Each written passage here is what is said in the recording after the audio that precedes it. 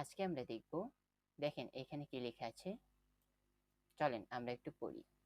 কিভাবে ক্লায়েন্টের Facebook business ads manager, ad account, Facebook page, Instagram account, Facebook pixel, app, catalogues এর access একসাথে নেবেন। মানে আপনি ক্লায়েন্টের জন্য যখন ফেসবুক ক্যাম্পেইন সেট আপ করবেন, তখন এইগুলার যদি দরকার হয়, তাহলে এই সবগুলার অ্যাক্সেস আপনি কিভাবে একসাথে নেবেন, তো আজকে আমি আপনাদেরকে দেখাতে যাচ্ছি। সো আজকের ক্লাসটি দারুণ হতে যাচ্ছে এবং খুবই ইম্পর্টেন্ট। ওকে, তো এটা করার জন্য আপনাকে দুইটা স্টেপ ফলো করা লাগবে, মাস্ট বি।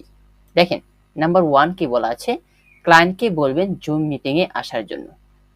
ফার্স্টে আপনার কাজ হচ্ছে ক্লায়েন্টকে জুম মিটিংয়ে নিয়ে আসা।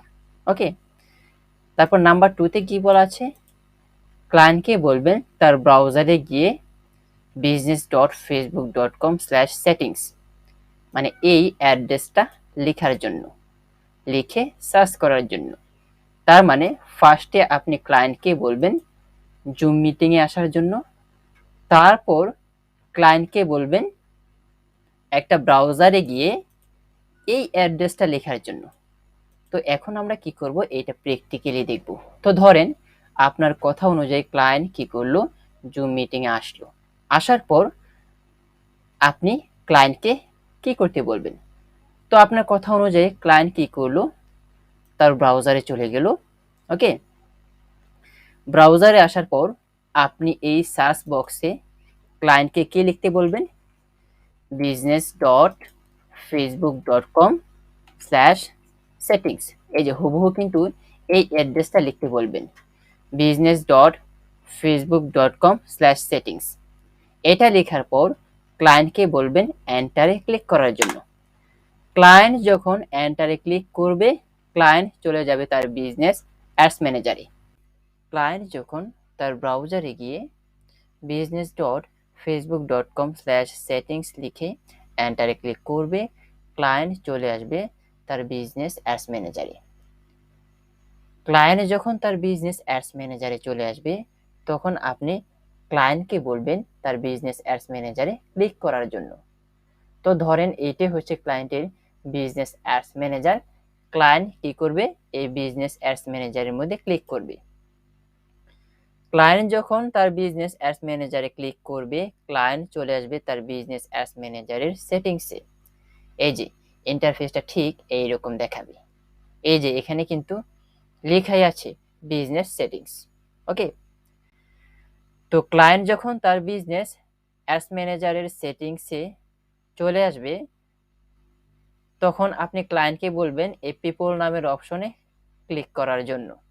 আর যদি এরকমভাবে ডিফল্টভাবে ক্লিক করা থাকে, তাহলে টেনশন নাই, আপনি ক্লায়েন্টকে বলবেন এই কর্নারে অ্যাড পিপল নামের অপশনে ক্লিক করার জন্য। ক্লায়েন্ট যখন অ্যাড পিপল নামের অপশনে ক্লিক করবে, এখানে ছোট্ট করে একটা পেজ আসবে। এখানে কি বলা আছে, এন্টার ইমেল অ্যাড্রেস, মানে এখানে ইমেল অ্যাড্রেস বসানোর জন্য তারা বলতেছে। এখন আপনি এখানে কার ইমেল অ্যাড্রেসটা ক্লায়েন্টকে বসাতে বলবেন। অবশ্যই আপনার ইমেল অ্যাড্রেসটা ক্লায়েন্টকে এখানে বসাতে বলবেন। এখন আপনি আপনার ইমেলটা কিসের মাধ্যমে দিবেন, আপনি যখন ক্লায়েন্টের সাথে জুম মিটিংয়ে কথা বলবেন, যখন আপনি জুম মিটিংয়ে কথা বলবেন, এই জুম মিটিংয়ের মধ্যে এই কর্নারে অথবা যে কোনো এক পাশে একটা চ্যাট বক্স থাকবে, মানে কথা বলার জন্য। তো আপনি কি করবেন, এই চ্যাট বক্সের মধ্যে টাইপ করে আপনার ইমেলটা ক্লায়েন্টকে পাঠিয়ে দিবেন। পাঠানোর পর আপনি ক্লায়েন্টকে বলবেন এই চ্যাট বক্সের মধ্যে আমি আমার একটা ইমেল পাঠাইছি, এটা কপি করেন। তো ক্লায়েন্ট আপনার কথা শুনে কপি করবে। কপি করার পর ক্লায়েন্টকে বলবেন এই ইন্টার ইমেল অ্যাড্রেস এইখানে বসানোর জন্য। তো ধরেন ক্লায়েন্ট আপনার কথা শুনে ফার্স্টে ইমেলটাকে কপি করলো, কপি করার পর এখানে বসাইতেছে। ওকে,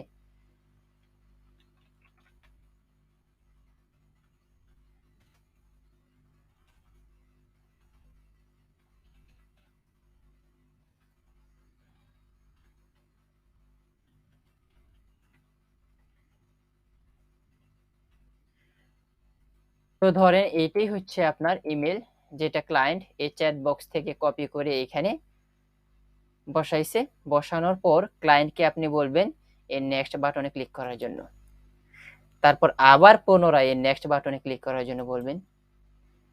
ক্লায়েন্ট যখন পুনরায় আবার নেক্সট বাটনে ক্লিক করবেন, তখন এখানে আপনি দেখতে পারবেন নিউ পেজ এক্সপিরিয়েন্স, এখানে ডিফল্ট ভাবে ক্লিক করাই থাকবে। ওকে, এখন আপনার কাজ কি? এখন আপনি ক্লায়েন্টকে বলবেন এই পেজ নামের অপশনটাতে টিক চিহ্ন দেওয়ার জন্য। টিক চিহ্ন দেওয়ার পর ক্লায়েন্টকে বলবেন এই সবগুলো বাটন অন করে দেওয়ার জন্য। ওকে, প্রত্যেকটা বাটন অন করে দেওয়ার জন্য বলবেন। তো পেজের কাজ শেষ। এখন আপনি ক্লায়েন্টকে বলবেন এই অ্যাড অ্যাকাউন্টসে ক্লিক করার জন্য। ক্লায়েন্ট যখন অ্যাড অ্যাকাউন্টসে ক্লিক করবে, আপনি এখানে দেখতে পারবেন ক্লায়েন্টের এই বিজনেস অ্যাডস ম্যানেজারের আন্ডারে কি একটা অ্যাড অ্যাকাউন্টস আছে।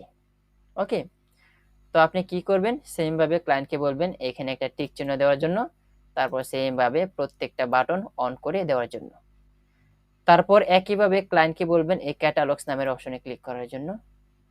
ক্লায়েন্টের এই বিজনেস অ্যাডস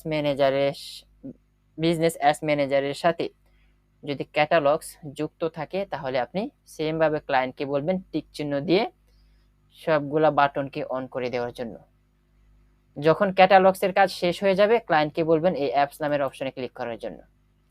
সেম একইভাবে ক্লায়েন্টের বিজনেস অ্যাডস ম্যানেজারের সাথে যদি অ্যাপস যুক্ত থাকে, তাহলে আপনি একইভাবে টিক চিহ্ন দিতে বলবেন। টিক চিহ্ন দেওয়ার পর প্রত্যেকটা বাটন অন করে দিতে বলবেন। ওকে, তারপর ক্লায়েন্টকে আপনি বলবেন এই পিক্সেলস নামের অপশনে ক্লিক করার জন্য।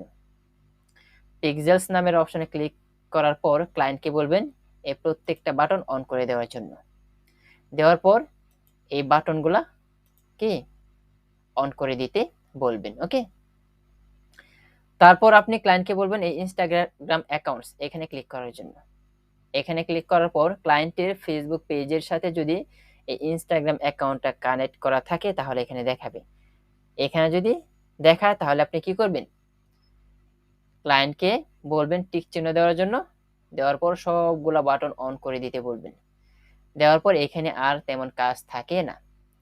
মোটামুটি আপনি সবগুলা কি করলেন? ক্লায়েন্টকে দিয়েই করালেন।